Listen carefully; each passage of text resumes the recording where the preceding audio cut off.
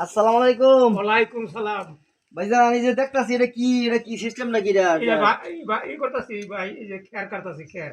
ও গরুর দেওয়ান লেগে গরুর খড় কাটতেছেন? গরু খড় কাটতাছি। এটা কি আমি পারবাম? পার ভাই। দেখি তো, পারি না। আমাদের এদিকে এই সিস্টেম। তো আমরা দেখেন এই যে খড় যেটা ছোট ছোট করে টুকরা করে কাটে, কাটার পরে এটা গরুরে দেয় আর কি। এটা কিভাবে বলে দেখেন এই যে,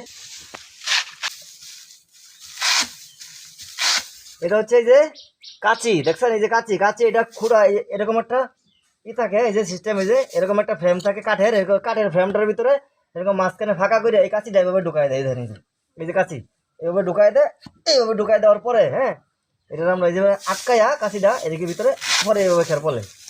তো অনেক রিক্স, দেখতে মনে হয় অনেক রিক্স, আপনার কাছে মনে হয় এটা অনেক রিক্স। হ্যাঁ, হাত কেটে যাওয়ার সম্ভাবনা থাকে, অনেক সময় হাত কাটেও।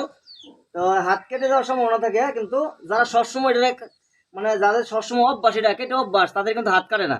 বুঝছেন, আমিও মোটামুটি কাটতে পারি, কারণ আমিও গ্রামের ছেলে, আমি মোটামুটি কাটতে পারি। দেখেন কাটি আমি, আপনারা চেষ্টা করলে পারবেন এইভাবে খড় কাটতে। দেখেন খড়, এই যে।